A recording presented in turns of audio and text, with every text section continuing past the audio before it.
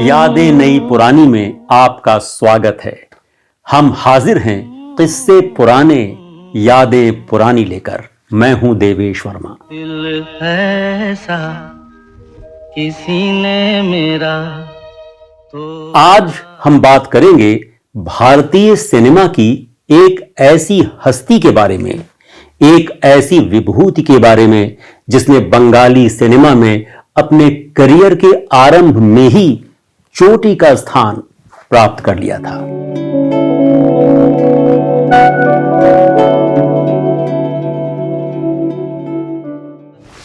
वाला छवाना, अरे ले लो बाबू छवाना, जान बेटाई छवाना, ए चुनो बाछो छवाना। ডোবার পালা আসে যদি আসুক বেশ তো। আমি যা করেছি তা ঠিক করিনি বলো তো? সেদিন যদিও জানতে পারতো সেই প্রশ্ন লগ্নের দিনে অ্যাক্সিডেন্টে আমার চোখ দুটো নষ্ট হয়ে গেছে, তাহলে শুধু কর্তব্যের খাতিরে ও আমাকে আঁকড়ে ধরতো। আমার মতো একজন অন্ধকে আঁকড়ে ধরে সারা জীবন কেউ কখনো সুখী হতে পারে না। कहने को उनकी पहली रिलीज्ड हिंदी फिल्म 1967 में आई छोटी सी मुलाकात थी। तुझे देखा, तुझे चाहा, तुझे पूजा मैंने। लेकिन इस फिल्म का बनना न बनना बराबर था।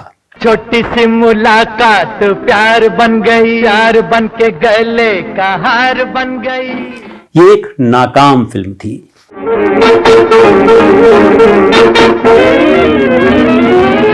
एक तो इस फिल्म का विषय पुराना पड़ गया था, दूसरे इसमें वो बात नहीं थी जो उत्तम कुमार की बांग्ला फिल्म अग्नि परीक्षा में थी, जिसके आधार पर छोटी सी मुलाकात बनी थी।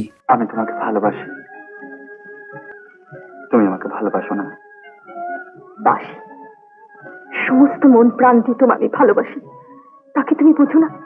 তবে মাঝে उत्तम कुमार बंगाली सिनेमा के महानायक थे। 29-30 बरस तक जिस मकाम पर वे विराजमान रहे, वहां कोई दूसरा नहीं पहुंच सका।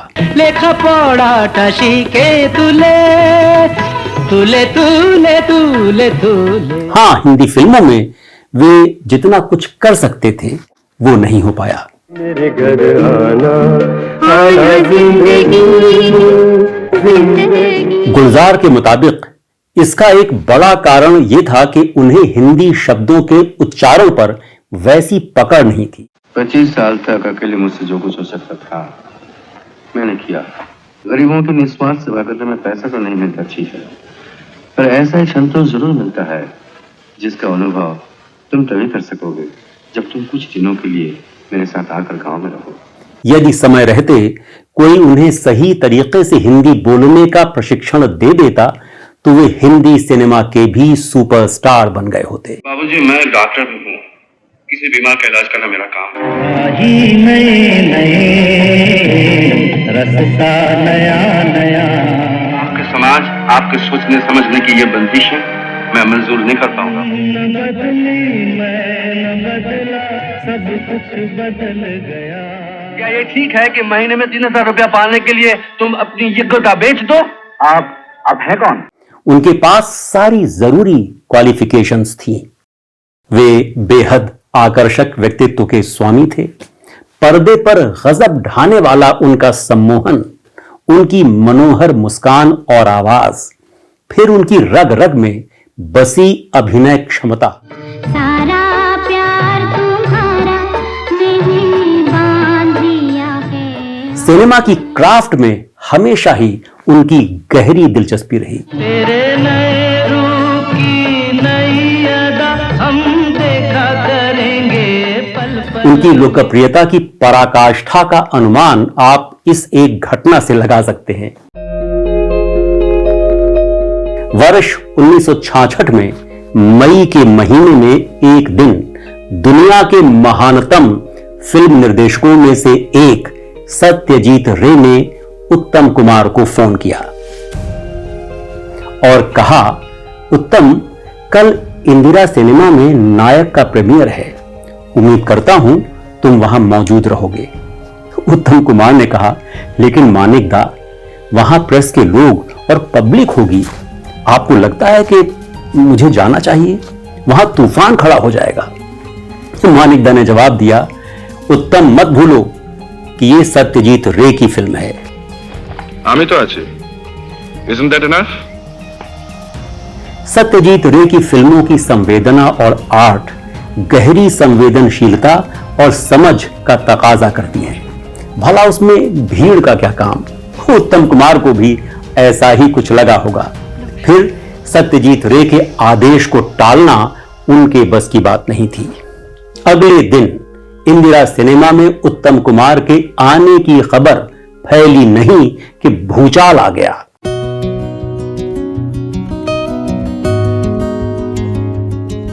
शाम होने से पहले ही भवानीपुर जाने वाले रास्तों पर बैरिकेड्स लगाने पड़ गए। उत्तम कुमार की इम्पाला कार को मुख्य रास्तों से नहीं बल्कि गलियों और नुक्कड़ों से होते हुए ले जाया गया। सिनेमा हॉल में महानायक को देखने के लिए आतुर भीड़ एक मंत्र की तरह गुरु गुरु गुरु गुरु का जाप कर रही थी।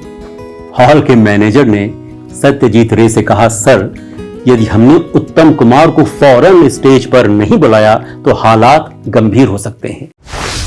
कुछ ही देर में बत्तियां जल गईं और स्टेज पर स्क्रीन के सामने उत्तम कुमार। उन्होंने हाथ ऊपर उठाया और जादू हो गया।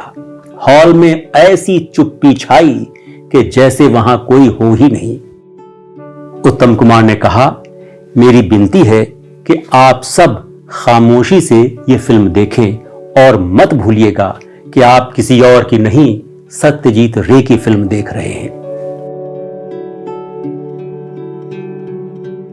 फिल्मकार गुलजार उत्तम कुमार के बहुत बड़े फैन रहे हैं।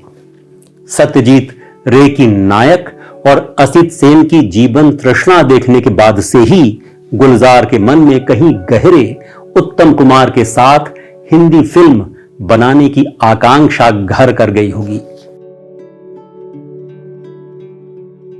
उन्होंने बाद में माना कि दिलीप कुमार के साथ फिल्म बनाने की उनकी कभी ख्वाहिश नहीं हुई, मगर उत्तम कुमार को लेकर फिल्म बनाने का ख्याल उनके दिल में एक सपने की तरह आता रहता था।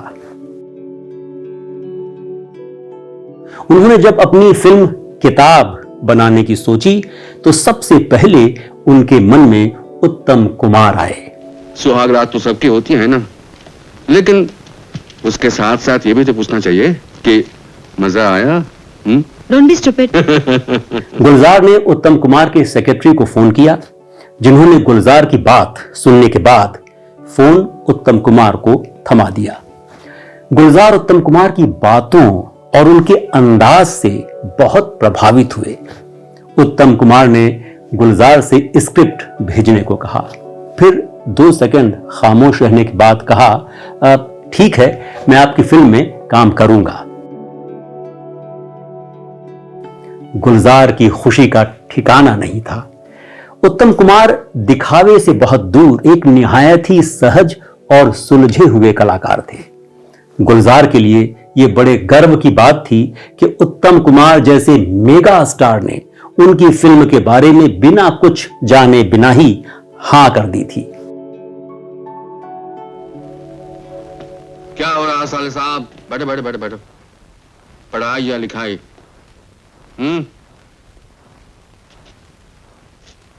तुम्हारे स्कूल से फिर एक चिट्ठी आई है। टीचर ने बहुत तारीफ की है तुम्हारी हैंडराइटिंग की।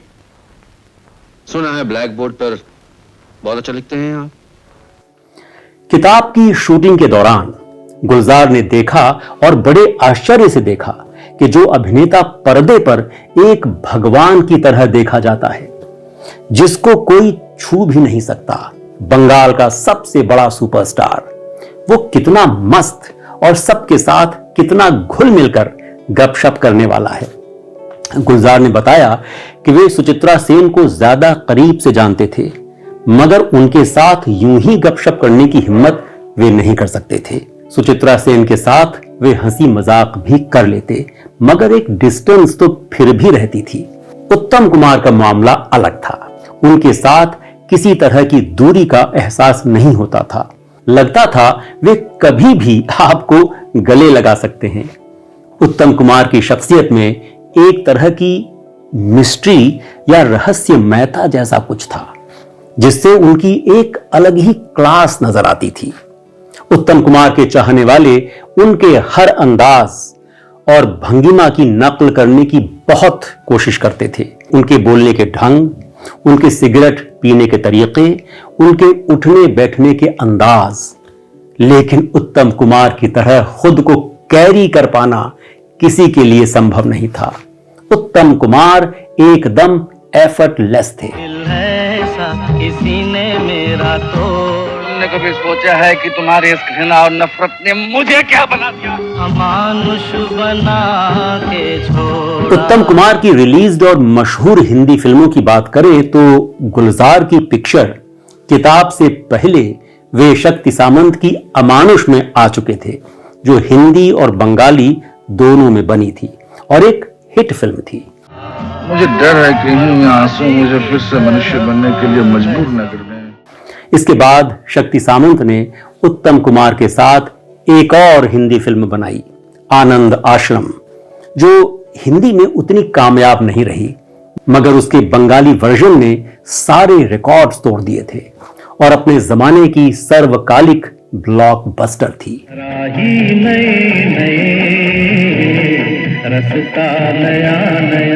कितने अफसोस और दुख का मुकाम है कि उत्तम कुमार जैसा शानदार स्टार, शानदार अभिनेता 53 साल की उम्र में ही इस दुनिया से कूच कर गया।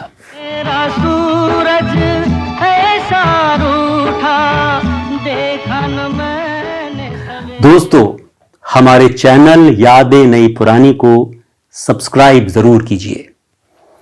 वीडियो अच्छा लगा हो तो लाइक कीजिए। हम लेकर आते रहेंगे गुजरे दौर के और भी दिलचस्प किस्से, दिलचस्प यादें। नमस्कार। दिल ऐसा किसी ने